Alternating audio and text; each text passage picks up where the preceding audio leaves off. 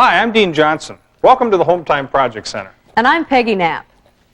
In the video you're about to see, Dean and I will be showing you basic framing techniques as we build a room addition. From watching the program, you should be able to apply this information to other types of rough construction, like building a garage or a cabin. During the project, you'll be learning how to frame for doors and windows, how to install roof trusses, and later on we'll be showing you how to frame up interior walls. Hometime is made possible by Chevy Truck, who brings you tough, full-size Chevy pickups for professionals and do-it-yourselfers like you. Chevy S10 pickups, compact, fun, and hard-working. Chevy S10 Blazer, logic and laughter in 2- or 4-wheel drive. Chevy Astro, the van that can. The heartbeat of America. Today's Chevy Truck. This video is just one in a library of instructional programs designed to assist the viewer in working on a wide range of home improvement projects. And before we begin our program, I want to explain how you can best make use of this educational system. First off, you should watch the tape all the way through to get an idea of the methods, the steps, and the terminology we use. To help familiarize yourself with the terms, we've included a glossary in the project guide. Then you should review the tape again, only this time, check with your project guide to determine the tools and materials appropriate to your project. Then take the project guide to your local building supply dealer or home center. The people there will be able to assist you, answer questions, and direct you to what you need. Now, before we start, we want to go through the basic steps that are involved in a typical room addition. First, planning and preparation. This includes examining and making as-built plans of the existing house and designing and preparing construction drawings for the new addition. Submitting the construction drawings to the building department for appropriate permits. Giving a copy of the plans to the lumber yard to estimate materials. Gathering tools and equipment for the job. Floor construction. Installing the treated sill plate with sill sealer. Installing rim and floor joists. Installing the subfloor. Wall construction. Framing the walls and attaching them to the rim joists. Framing in for windows and doors. Aligning, plumbing, and bracing the walls. Applying the sheathing. Roof construction. Installing the roof trusses. Tying them to the existing roof. Bracing the trusses and applying the sheathing. And that takes care of the framing for the room addition. We'll also be showing you interior framing, how to build partitions, false walls, and how to frame out around pipes and ductwork. Now, let's go to Peggy, who's going to talk about the materials we'll be using. Dean and I will be framing out our room addition using construction lumber and connecting hardware. All construction lumber is cut from logs in standard sizes and graded according to its strength, moisture content, and appearance. The stamp on this 2x4 gives the name of the agency that certified the reliability of the wood following the criteria set down by the Department of Commerce.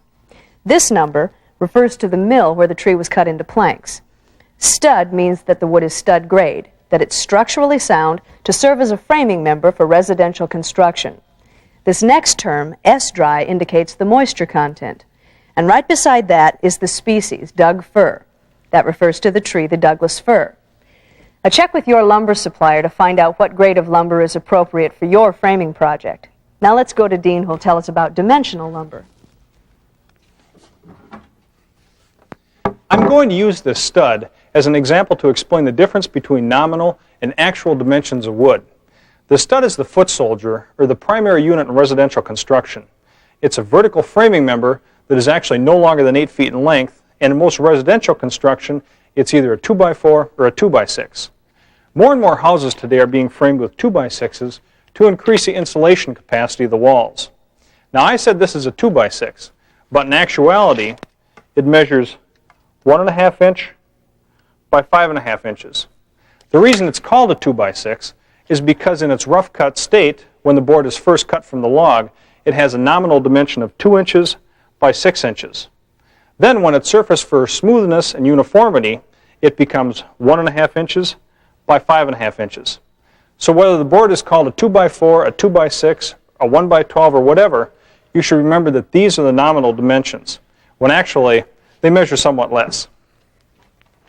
Successful wood framing requires careful planning, a knowledge of structure, and a skill with tools. Woodworking tools can be broken down into 5 basic categories: measuring tools, cutting tools, fastening tools, clamping tools, and surfacing tools. For framing, we'll be working predominantly with measuring tools, cutting tools, and fastening tools. The measuring tools will consist of tape measures, framing and combination squares, and a 4-foot carpenter's level. For cutting, we'll be using circular saws and reciprocal saws. And for fastening, we'll be working with a 20-ounce framing hammer. Now, the framing hammer is used predominantly in construction carpentry. It's heavier than a finish hammer to aid the carpenter in driving larger nails. Its straighter claw makes it easier to pull up boards and pry up nails from side to side. And the head is waffled to minimize the deflection of nails. We'll be explaining the tools and their uses in more detail as we work with them during the program. Additional tools and equipment will include an electric drill with a spade bit, a chalk line, tool belts, safety glasses, extension ladders and step ladders, and our Chevy S10. And just as important as the tools is the person who's operating them. And whether it's large or small construction, it requires care and patience, and your attitude plays an important part in the final outcome. Which brings up the issue of safety. We'll be addressing safety equipment and procedures throughout the program, but I want to mention it up front. Be safety conscious. If you're in a hurry, or if you think you can get by without taking the proper safety precautions, then you're asking for trouble. We recommend that you work at a comfortable pace, wear the proper clothing and protection, and follow the manufacturer's guidelines in using their tools, materials, and equipment. And another thing we recommend before beginning a framing project is to talk to your homeowner's insurance agent about builder's risk insurance to see if it can be included on your present policy. The first stage in any framing project is planning and preparation. In other words, designing the project, checking building codes and permits that are applicable. Now, you may want to employ an architect to design the project. We took a sketch of our addition to architect Lloyd Jafford. Lloyd, what is involved in building an addition like this, in designing an addition? Well, I think the first thing is to come up with a good program. And what's a program? How you would use the space, your family, your lifestyle. Mm-hmm. In this particular program here, we're dealing with the existing kitchen, mm-hmm. which is right here, and our family room addition, which will be right out here. Mm-hmm. What we need to do is to figure how this space will relate to each other between the kitchen and the family room, how your family functions, really. Do you do formal entertaining? Will this be more informal? If you're working in the kitchen, do you want to be able to see your guests out here and talking to each other?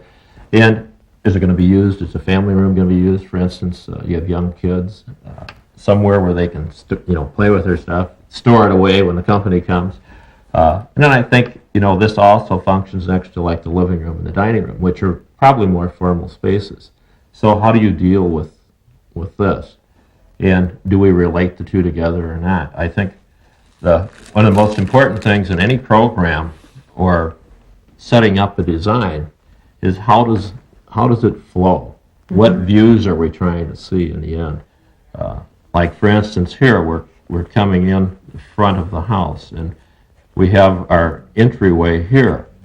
And right here we have our existing living room. Mm-hmm.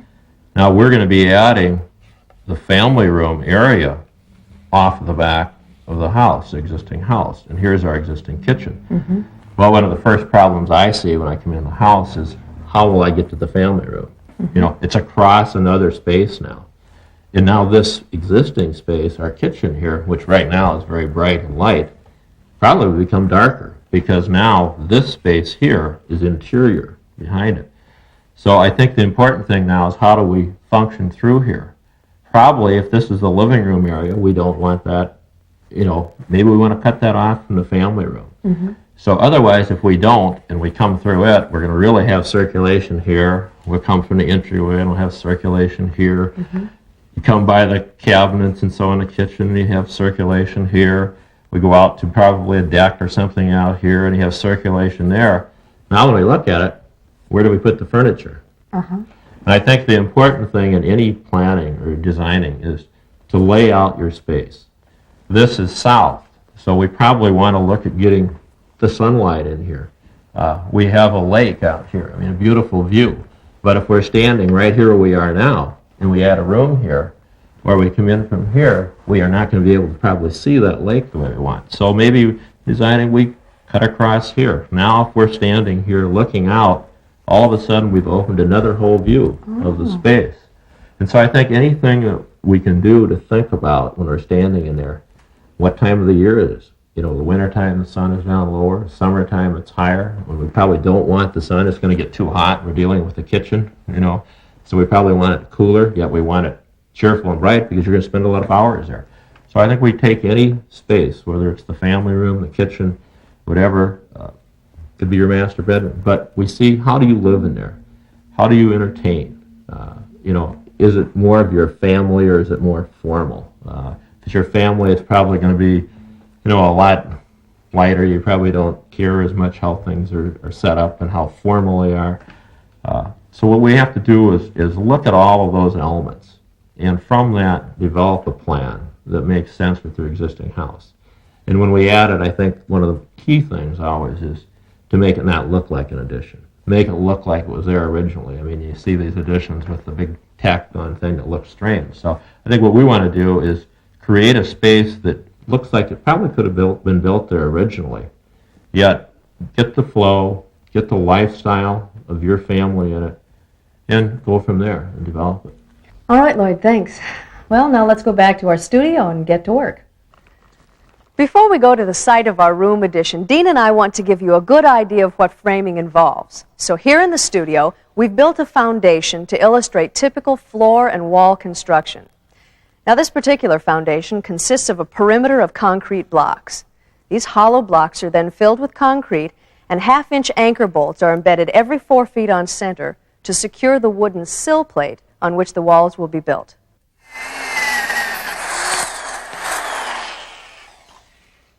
With the foundation in place, we can begin to frame out the floor. The first board we want to apply is the sill plate. But before we apply it, we need to set a layer of sill sealer on the foundation.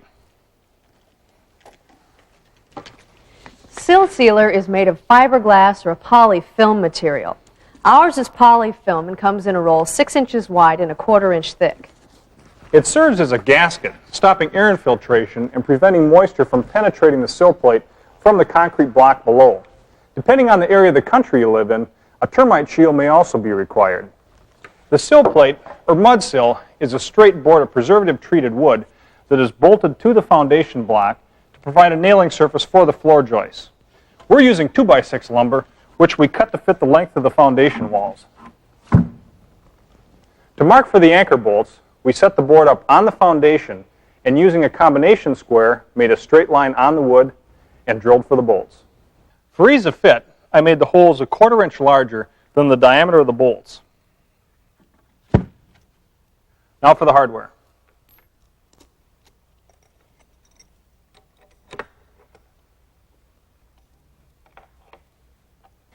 With the sill plate installed, we can begin to frame out our floor. The framing members that support the floor are called joists. Floor joists run parallel to each other and are spaced 16 inches apart from center to center. They come in different sizes and they vary depending on the span of the floor and the load that they'll carry. Now here again, you want to check with your building inspector on the codes that apply to your situation. First off, we cut the perimeter or rim joists to the correct length. Set them on the sill plate and nail the corners together.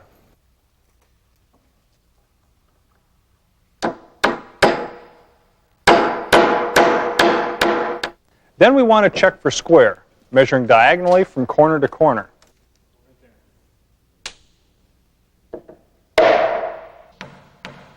With that square, we can then toenail the rim joist to the sill plate, making sure that they're flush with the edges. Now we can mark off our 16-inch increments on the rim joists, making the first measurement 15 1/4 inches from the corner to compensate for the first joist. Then every 16 inches from there. Then comes the interior joist. Before attaching the joist, you want to determine the high point or the crown. And you do that by sighting down the edges of the joist and looking to see which way it bows. And then you want to put that edge of the joist up, because over time, the weight of the floor will straighten that bow out. If the joist has any large knots in it, be sure to place those upward for greater strength. All right, liner.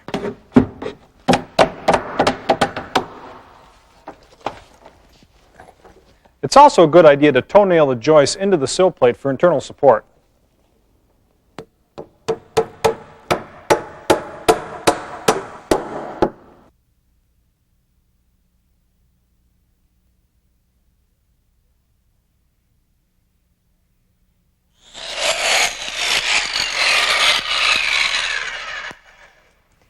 There are codes in certain areas that require bridging and solid blocking between the joists for extra stability. This makes a stronger floor, and it also prevents the possibility of the joists ever twisting as they dry out. Now, solid blocking is when you use the same dimensional lumber as the joists, and it's typically used between two joists that are less than 16 inches apart on center. For instance, between the rim joist and the first joist, and it also provides extra structural rigidity. Solid blocking is also installed where support is needed for a non-bearing wall that's located above the joists. And to give support to a bearing wall, you'll need to double up the joists, like this. Another method is cross-bridging with 1x3 material or manufactured metal braces.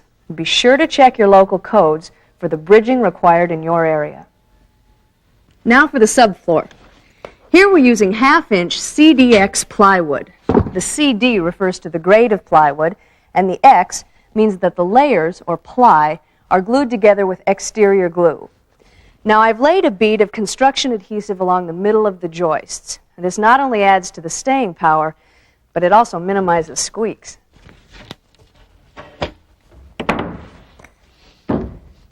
Now, when installing the subfloor, you want to lay out the panels of plywood so they're perpendicular to the joists. But you want to leave a gap for expansion. And here, a 10-penny nail works great as a spacer.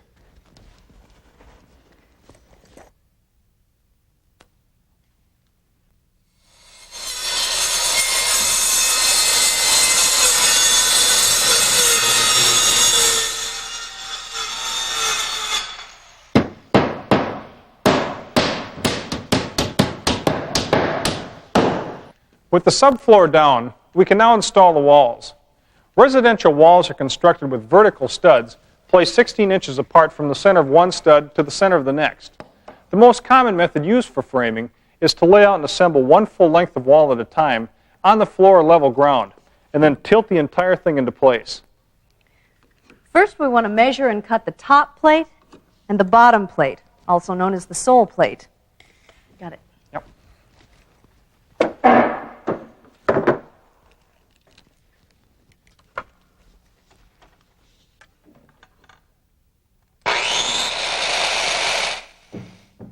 Then, setting them together on edge, we measure and mark for the studs in the same way we did for the joists.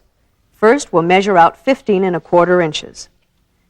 Then, holding the tape on that mark, we continue marking every 16 inches. That way, our studs line up with the joists. Most steel-bladed tape measures come with arrows or highlighted indicators every 16 inches to speed up this task. Then, with a combination square, I draw a line and mark an X to the right side of the line. This locates the stud on the right side of the line. The longer the 2x4s you use for the top plate and the sole plate, the better. If the length of the wall is such that you need to butt two 2x4s together, they should join at a 16-inch mark where they can be nailed into a stud or into a joist. After the walls are in place, another top plate or cap plate will be attached to this top plate, overlapping at the joints. Now to lay out the studs. For standard 8-foot ceilings, studs can be purchased pre-cut to 92 5/8 inches. This length is perfect for 8-foot ceilings because when added to the combined 4 1/2 inches of the top plates and sole plates, it comes to 97 1/8 inches. Now, subtract the 1/2 inch needed for the underlayment, and you have the 8-foot you need for the interior drywall, plus 5/8 inch extra for fitting the ceiling panels. Got it there? To secure the studs to the plates, we nail two 16-penny nails through the top and bottom plates and into the studs, like so. Again, in laying out your wall, you'll want to line up the studs with the floor joists. This helps both structurally and for purposes of running vents. This forms the basis for the most commonly used method of residential framing.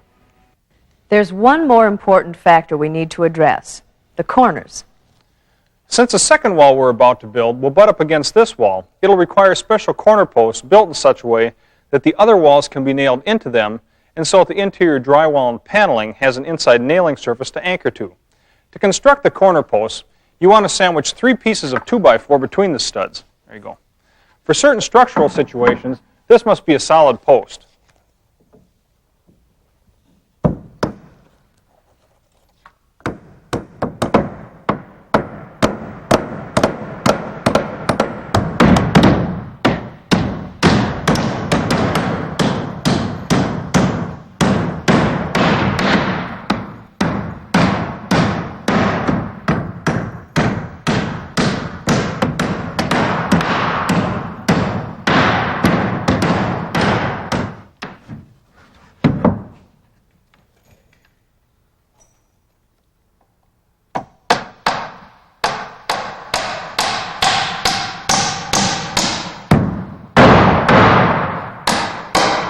Finally, before we raise this wall, we want to tack a couple of pieces of wood to the rim joists. These are called keepers, and they'll keep the wall from slipping as we tilt it up. We'll nail the sole plate to the rim joist, making sure the outside edge is flush. We then plumb and temporarily brace the wall.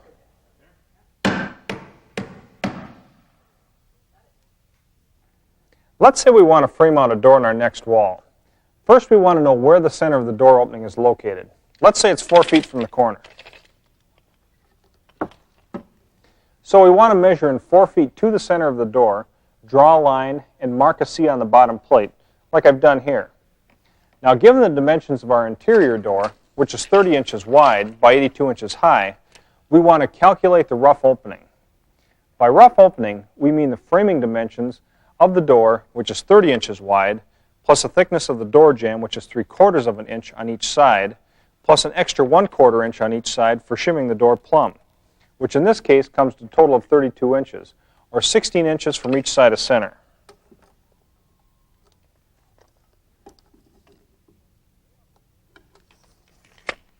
We lay out the remaining studs in the wall, again starting from one end and measuring out 16 inches from center on each stud.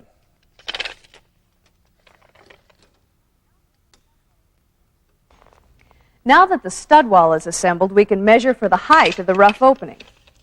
Measure from the bottom of the sole plate up 82 inches on both sides of the doorway.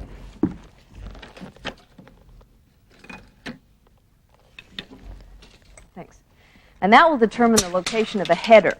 Now, the header is a fabricated horizontal framing member that supports the weight of the ceiling, the wall, and the floor above the door opening.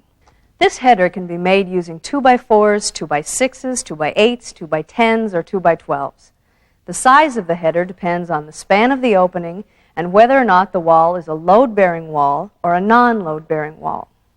Load-bearing walls do just that. They bear the weight of the house. You'll usually find them running perpendicular to the floor joists and ceiling joists or rafters. Non-bearing walls don't support but serve as partitions between rooms. For our demonstration wall, we're going to use 2x6 lumber for the header. Now, in terms of the length, we'll include 3 inches more than the width of the rough opening to allow for the jack studs, which will support the header. For our header, we've spiked together 2 2x6 boards with a 1/2-inch plywood insert. The extra 1/2 inch will bring the header flush with the sides of the framing members for applying sheathing materials. The header is located between these 2 studs. They're called king studs. The king studs run the full length between the plates and form the basis of the rough door opening. Now, the header is supported by shortened studs called jack studs that are nailed to the inside of the king studs, which will bring us to 32 inches, or the width of our rough opening. The header is then nailed to one king stud, and then we nail it to the other king stud, which will bring us to 82 inches, or the height of our rough opening. Then we need to fit shorter 2x4s called cripple studs in the opening between the header and the top plate, where studs would normally be nailed 16 inches on center. Once the wall is raised, plumbed, and secured to the subfloor, then the portion of the sole plate within the door opening can be cut out. By waiting until the wall is secured, you keep the door opening aligned and square until it's time to install the door. The exact dimensions of the rough opening and all the framing members should conform to the size of the door and the manufacturer's recommendations. Let's go.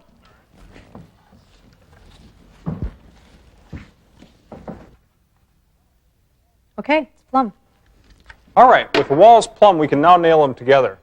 As we mentioned before, by building out this corner, we now have a nailing surface for our drywall.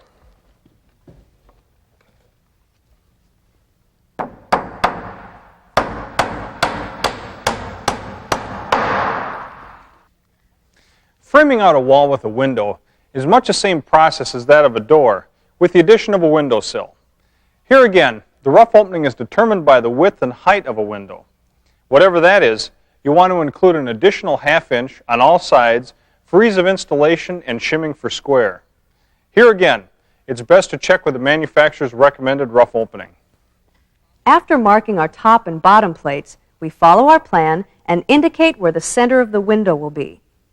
Next, we lay out the pre-cut studs, again starting from one end, measuring out 16 inches on center for each stud. Then we add the jack studs for our sill, the sill itself, our header jack studs, and the header. The header is the same that we used for the door, a single piece of ½ inch plywood cut to fit and sandwiched between two 2x6s. For the sill, we're using a straight 2x4. If the window span was greater than 4 feet, we would double the sill. Then we supply extra support with the cripple studs, under the sill and between the header and the top plate.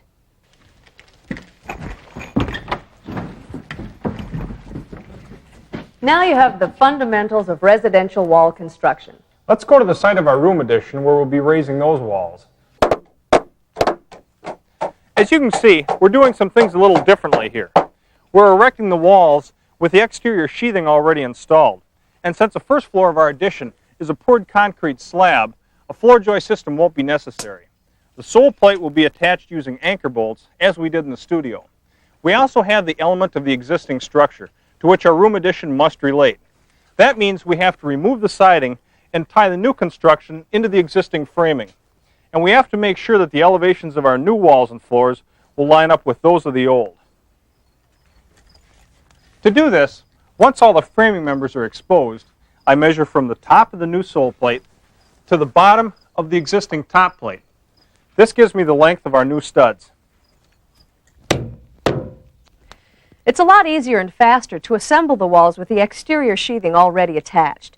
You can do it all on the ground, and it saves the time it takes climbing up and down the ladders.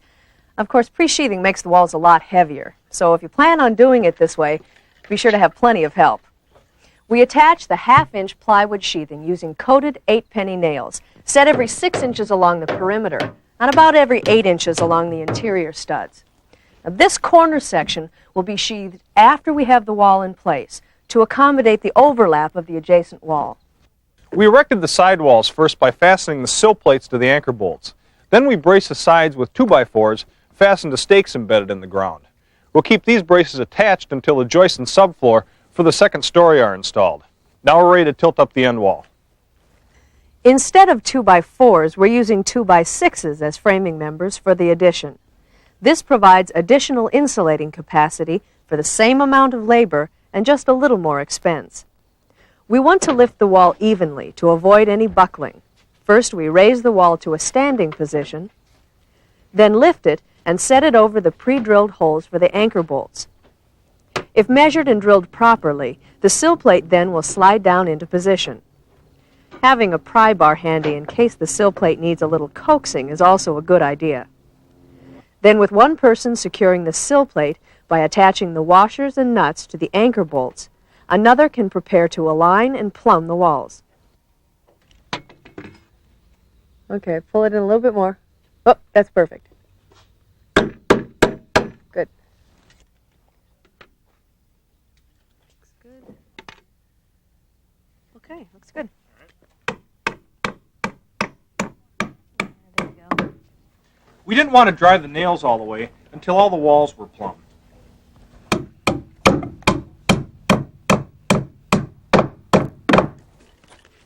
The last thing in framing out a stud wall are the cap plates. Here on the end wall, the cap plate overlaps the side wall, thereby strengthening the corner connection.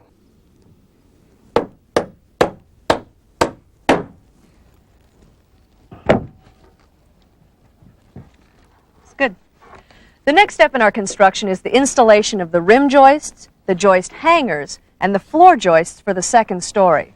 Now, just as we did in our studio, the rim joists are constructed of 2x10s set on edge around the perimeter of the structure and set flush with the cap plate to allow for installation of the plywood sheathing.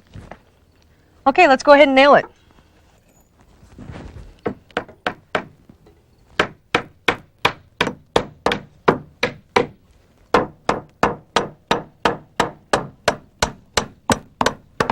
To tie in the floor joist to the rear rim joist that runs along the wall of our existing structure, we're using joist hangers.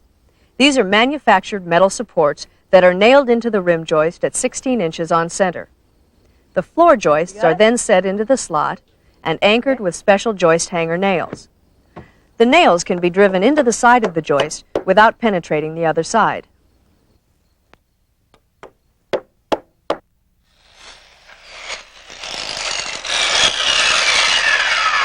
When it comes to framing, a circular saw is one of those can't-do-without tools. It's a very powerful, all-purpose cutting tool that, with the right blade, can be used to make a variety of saw cuts. Now, so far on our project, we've been working with a cross-cut blade for trimming boards to length. But no matter what the saw cut, when using the circular saw, certain safety precautions need to be followed. So be sure to read the manufacturer's safety guidelines.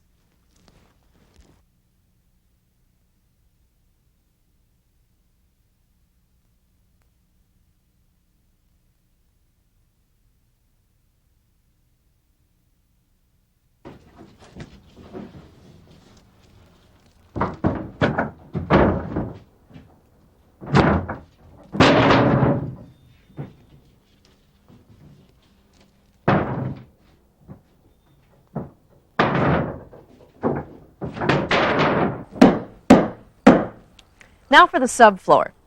We want to lay out the sheets of plywood lengthwise, perpendicular to the joists for strength. Now, before setting out the sheets, we ran a bead of construction adhesive along the top of each joist. This not only strengthens the bond between the subfloor and the joist, it also minimizes squeaks. Ready? Okay.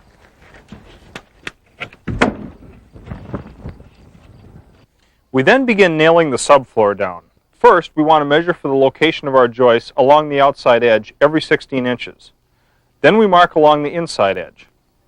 We then nail the outside using 8-penny nails at about 6 inches on center.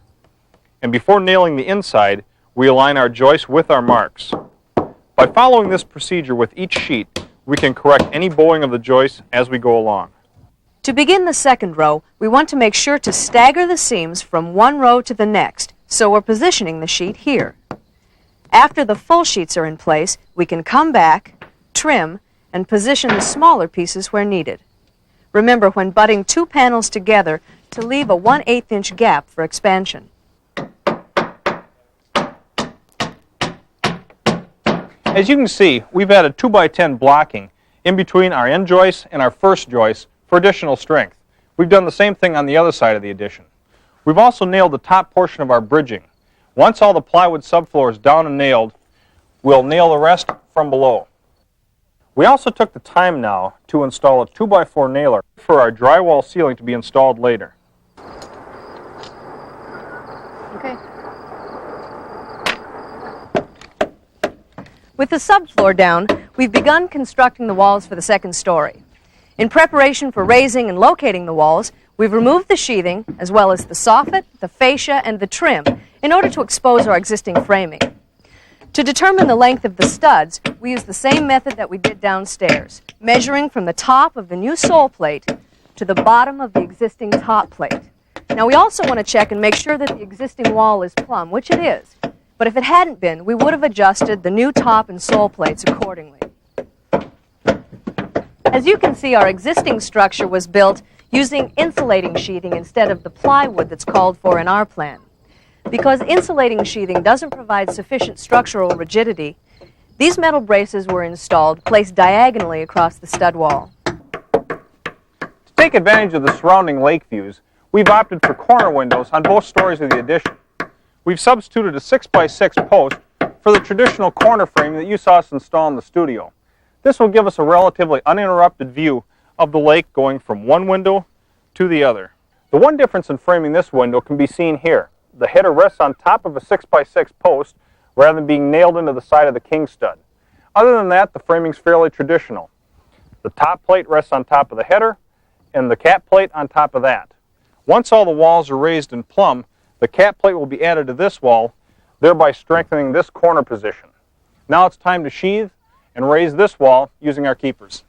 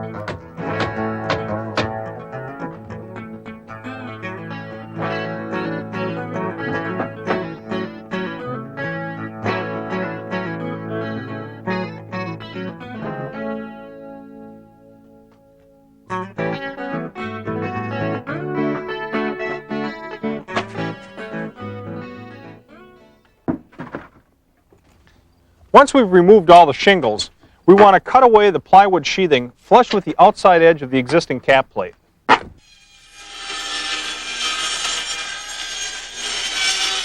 With all the plywood sheathing removed, we want to cut off these rafter tails using a reciprocating saw, making sure that we cut them flush with the outside edge of the existing cap plate.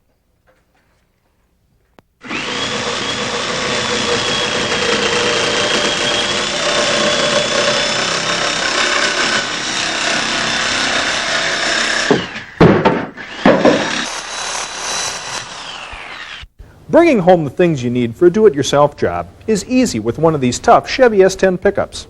S10 is one of the most popular compact pickups in America.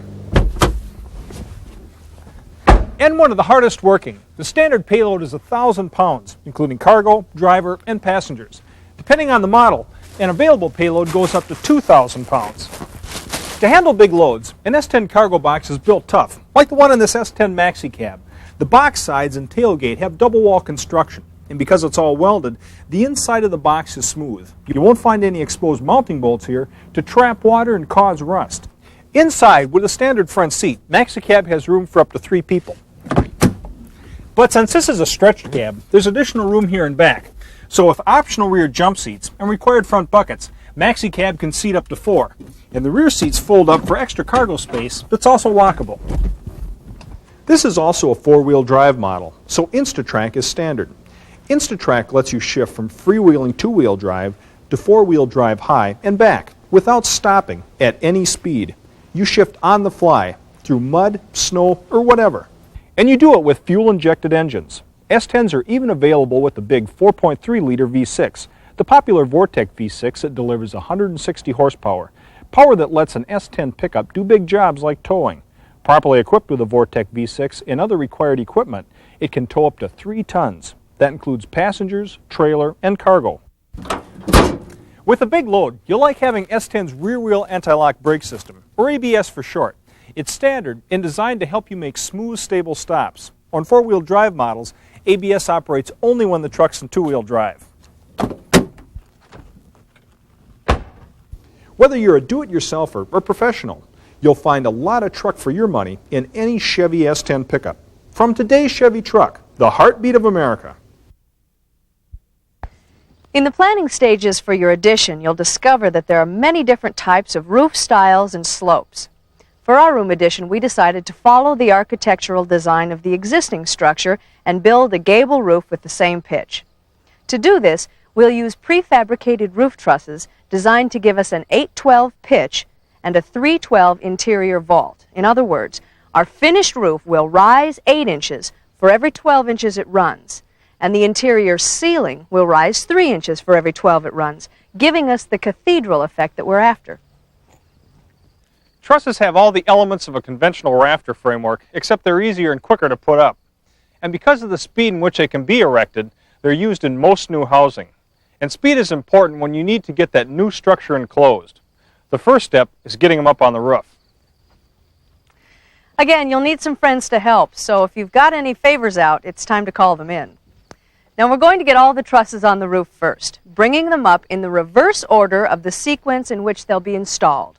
So the first to go up will be the gable end truss. This will butt up against the last scissor truss and support the additional framing members we'll require to secure our new roof to the old. We've driven a stake into the ground at the base of each ladder and tied off the bottom rungs to the stakes. This will prevent the ladders from kicking out as we walk the trusses to the top. The truss tails are then rested on the cap plate as the truss is slid over to the existing roof.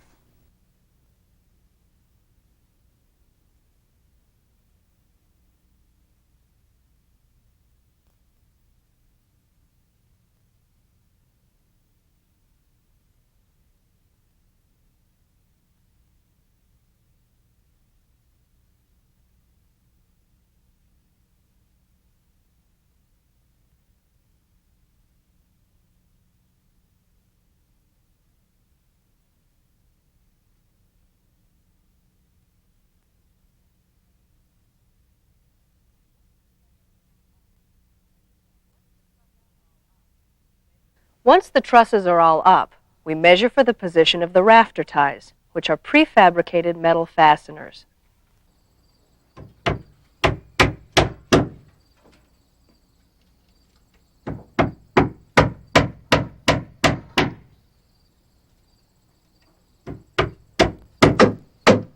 The first truss to be installed is the drop end truss, toe-nailed and braced.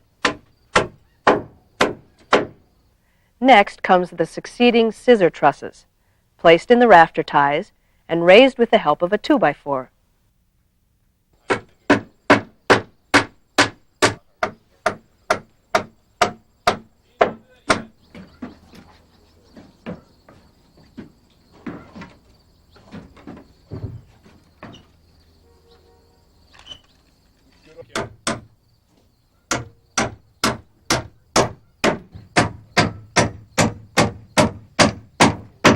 The last truss is called a gable end truss, which is secured into the existing rim joist.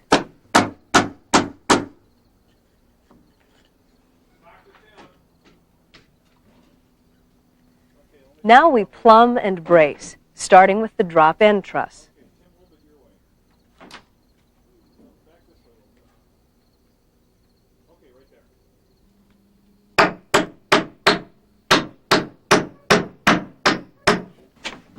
Then we plumb the succeeding trusses off it by marking an 18-foot 2x4 every 24 inches on center, aligning each scissors truss to the marks, and then securing with a 16-penny nail. Okay,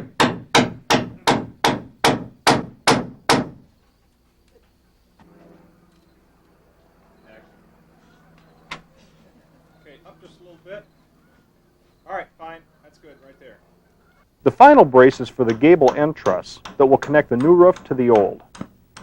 With that truss plumbed and the brace secured, we can begin to measure for the ridge board. Using a chalk line resting on the peak of the trusses, we can determine where the ridge board will rest on the roof.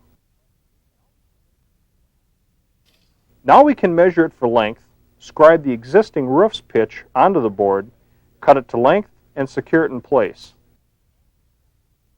Then determine the angle cut so that it meets the pitch of the existing roof. Scribe, cut, and secure it in place.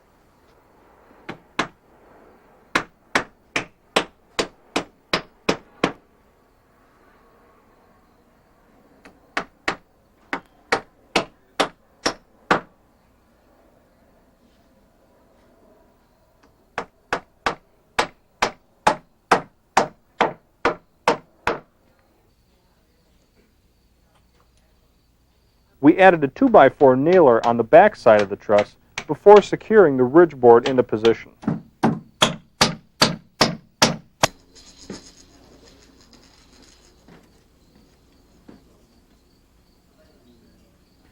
Then we lay out for the first nailer for the valley rafters.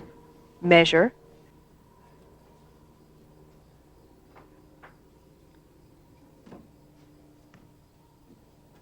scribe for the compound miter cut,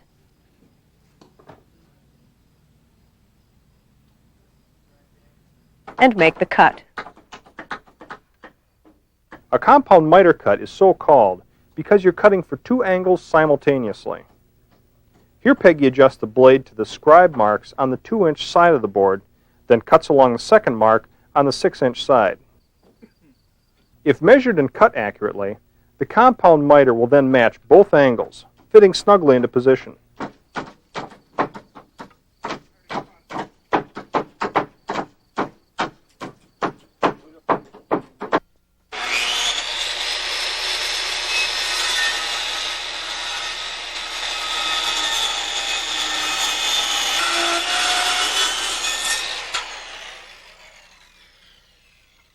Bring it into position, secure it to the roof, and repeat the process for the other side. When securing the nailer to the roof, you want to make sure that the nails land into the existing roof's framing members. Our existing trusses are 24 inches on center. Then we can repeat the process for the other side. Now we can scribe, cut, and fit the rafters, starting with the far end and working towards the new addition. Used in combination with measuring, scribing in place is a quick way to mark for difficult compound miter cuts, as an example where rafters meet the valley nailer.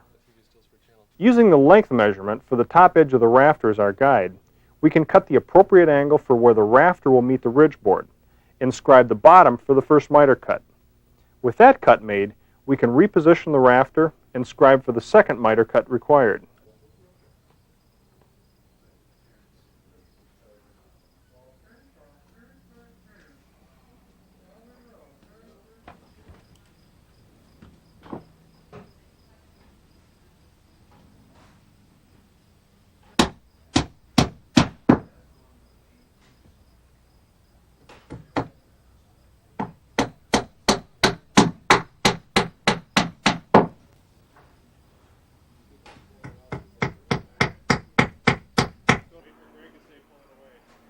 Now with the saw blade adjusted for the compound miter's position, we can measure for, cut, and secure the remaining rafters.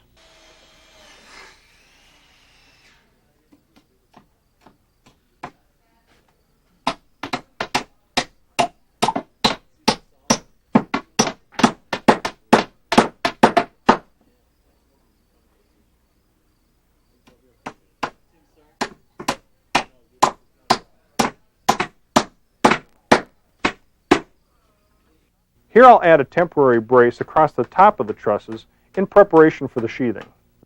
The next step is to install the lookouts, which are 2x4 framing members that are nailed into the first scissors truss and toe-nailed into the drop-end truss.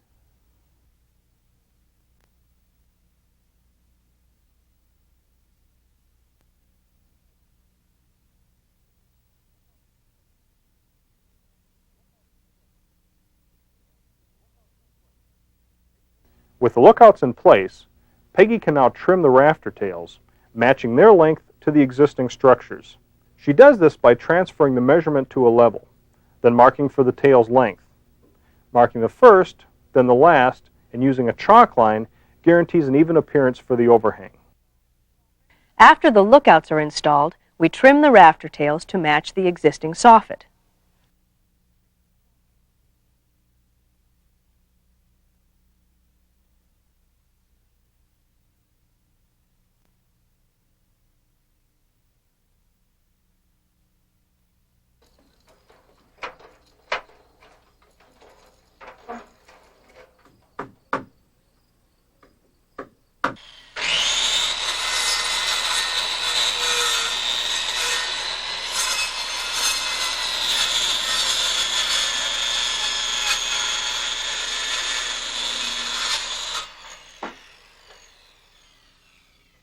we added a final framing member on the end of the lookouts to complete their installation.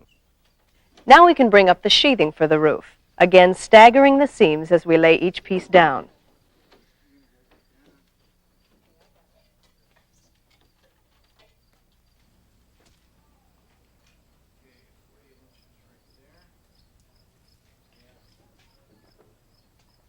Where the new sheathing meets the old, we measure for the top and bottom of each panel.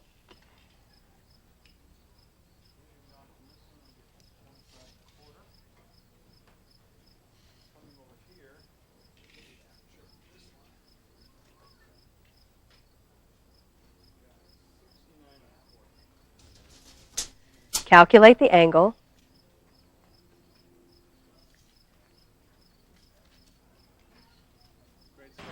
Make the cut.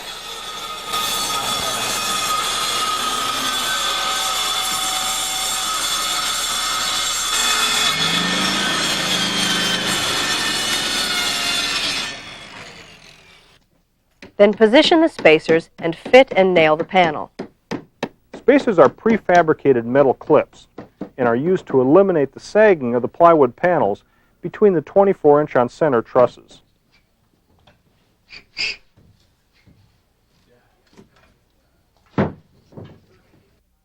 The final step of the roughing-in process is to trim the sheathing and apply the roof felt as a protective covering.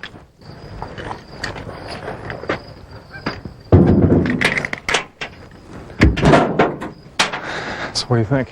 Looks great. With the room addition completely sheathed, we've now finished that portion of the framing. And now we want to show you what's involved in interior framing.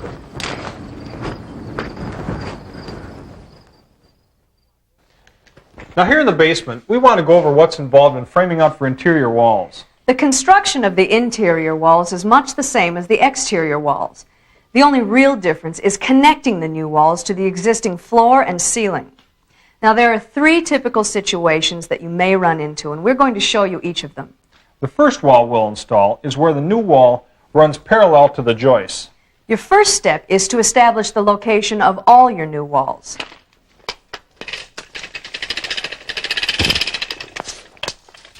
You may find that in many older homes the walls won't be square or plumb, so it's essential that you make accurate measurements. We laid a straight 2x4 down on the floor to check for any irregularities, places where the sole plate might require shims.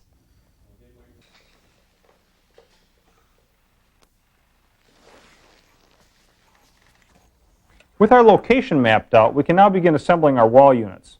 On interior non-load-bearing walls, we only need one top plate.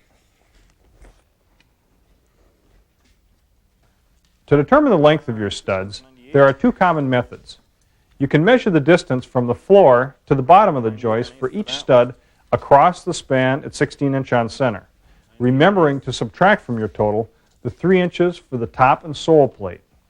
This way, each stud must be measured and cut individually. The method we'll use is to measure the same way, but we take the shortest measurement, cut all the studs to that length, and assemble the wall. First, we add blocking in between the joists using scrap 2x4s 3/4 of an inch from the bottom of the joist. Then we place a 1x6 on the bottom of the blocking, flush with the floor joists. To this, we nail our top plate.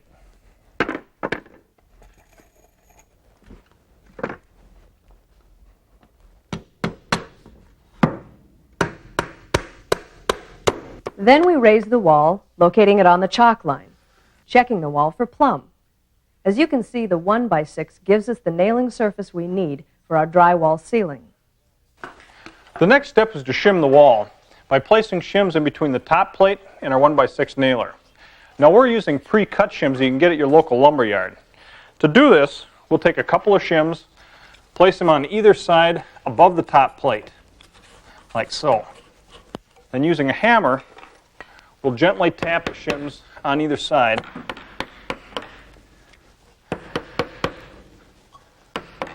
until the wall's firmly in position. Then we plumb one last time, nail through the top plate, up through the shims, making sure that we land the nail into one of our 2x4 spacers.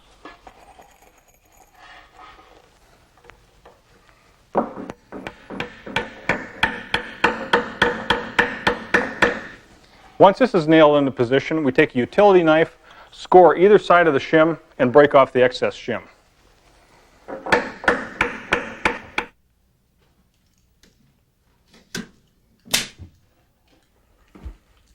Now the question arises, what if you're installing a new wall in an area where the joists aren't exposed?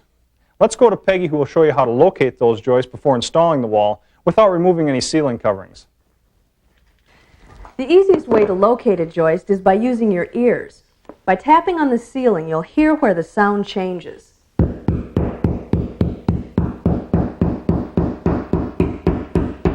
There, can you hear it? It sounds higher there. And not quite so hollow. You can also feel a little bit of resistance. Now to check and make sure that that's where the joist is, I'll just tap in a little finishing nail. No, not quite.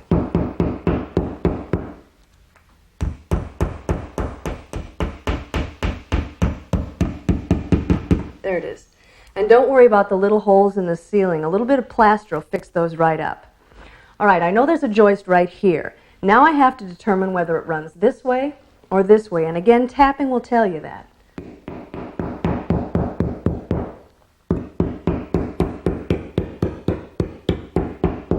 And I would say that the joists run this way. Now to locate the other ones, all you have to do is measure over 16 inches, and there should be another one.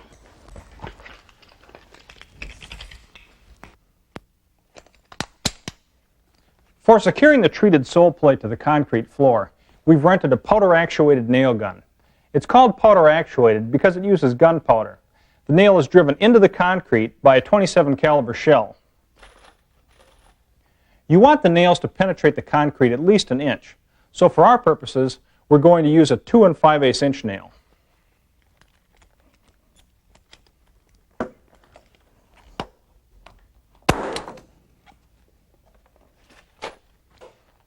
As you can see, I'm nailing every 16 inches between the studs. Great care must be taken when using a powder-actuated nail gun. Protective glasses and gloves must always be worn by the operator and anyone else in the near vicinity. The gun should never be pointed anywhere but at the material and should never be left loaded when unattended. The same method of wall construction that we just showed you also applies to a situation where the new wall runs perpendicular to the joists. Because we're nailing this wall to our first one, we've added some additional blocking in between the studs as a nailing surface. Okay, ready? Drag it over. Further. Right there.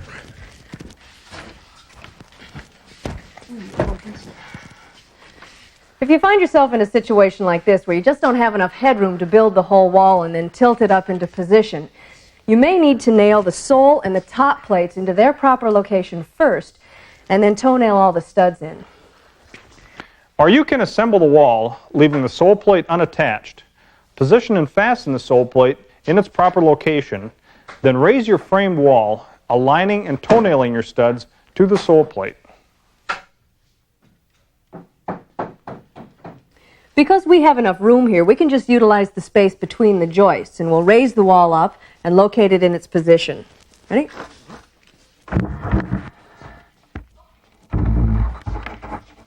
Okay, bring it up.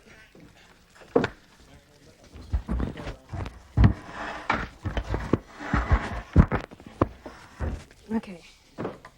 Over. Keep coming. Good. Okay. Then we shim.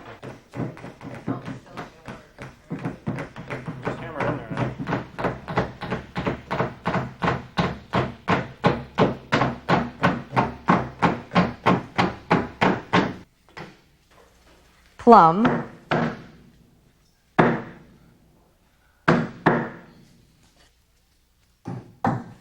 Nail and secure it to our first wall.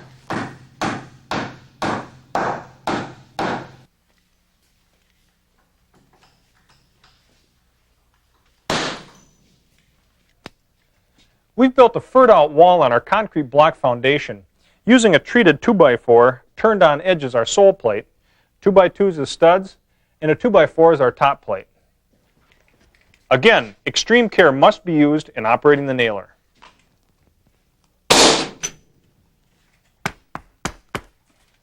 We placed our 2x2 studs 24 inches on center to accommodate pre-cut styrofoam insulation that comes 24 inches wide by 8 feet high by 1 inch thick.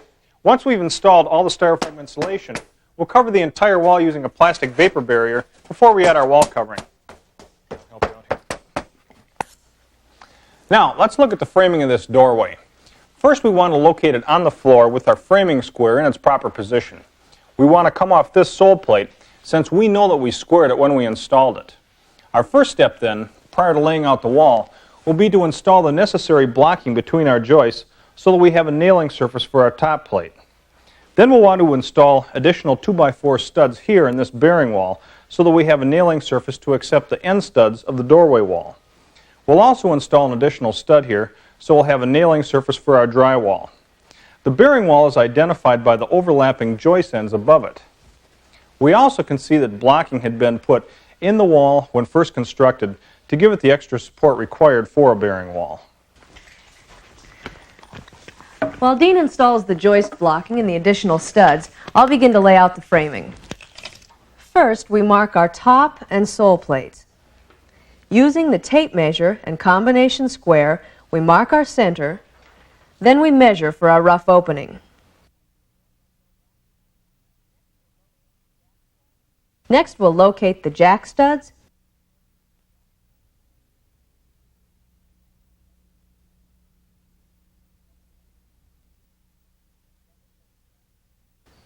then the king studs,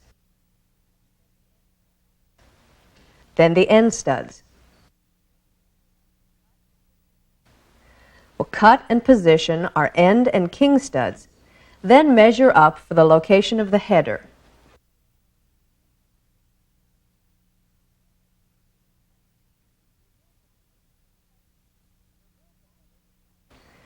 We'll build the header with 2x6 lumber and 1/2 inch plywood.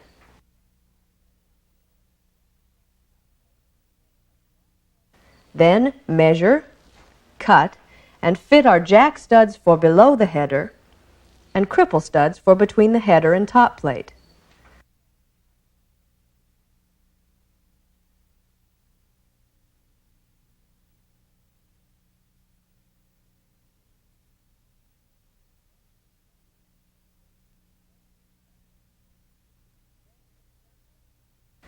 Then we assemble and raise the wall into its proper location.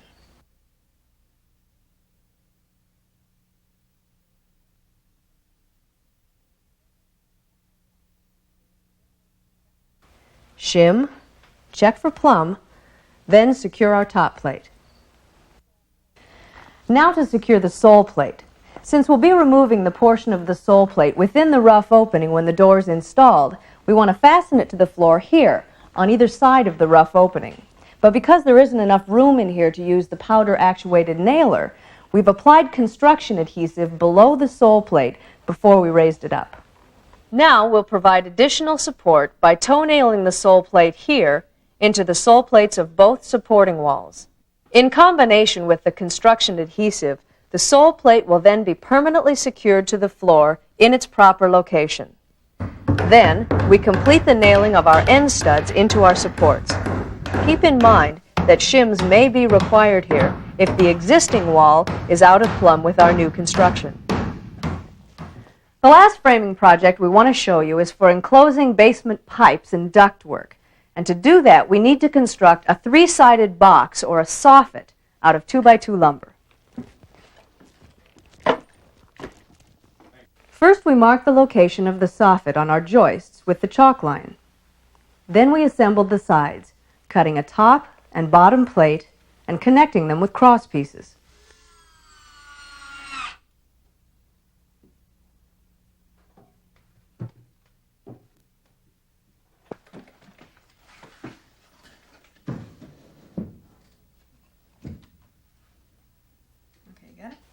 Then we anchored them to the ceiling joists. Now we want to install the bottom section to the sides. The 2x2 framing members might split if we fastened them together with hammer and nails. So instead, we're using drywall screws and a cordless drill with Phillips head bit. Notice that the cross members have been located 16 inches on center to accommodate the installation of the drywall.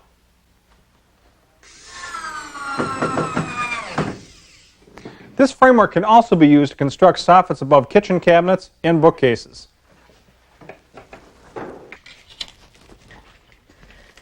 We covered a lot of framing applications, and these were just the basics. With the knowledge and experience that comes from framing out walls, you can move on to more sophisticated framing, like building stairways and dormers. We hope this video helps make your framing projects more manageable.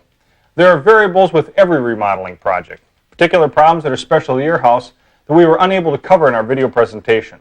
For additional information on the subject of framing, check the bibliography in the companion guidebook. And if you're planning to do more home projects, be sure and check out our other titles. I'm Peggy Knapp. And I'm Dean Johnson. So long.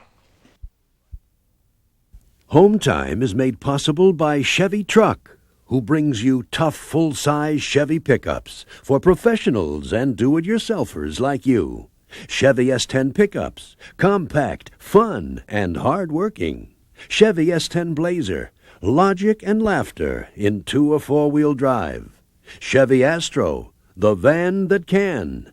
The heartbeat of America. Today's Chevy Truck. Before you start a major home project on your own, getting a tough new Chevy truck to help out is a smart thing to do. The best way to check out the model that interests you is to take a test drive at your local Chevy dealer. And here's a tip on how to buy your new Chevy truck and get the options you want, while saving some money too. Ask your dealer about preferred equipment groups of options. There's special packages of options most truck buyers want, and usually order individually. Options that can include popular items such as air conditioning and automatic transmission. When you buy them as part of a preferred equipment group, you can save a lot.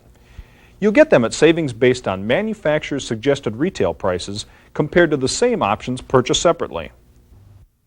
It's more economical for Chevy to offer you options as a package or group. Chevy saves and passes the savings on to you. You'll enjoy the options while you own your Chevy truck, and they can add to its resale or trade-in value. So any way you look at it, preferred equipment groups of options are a good idea, and they're available on all new Chevy full-size pickups, S10 pickups, and S10 Blazers. Your Chevy dealer has all the latest details. Preferred equipment groups of options are another money-saving idea from today's Chevy truck, the heartbeat of America.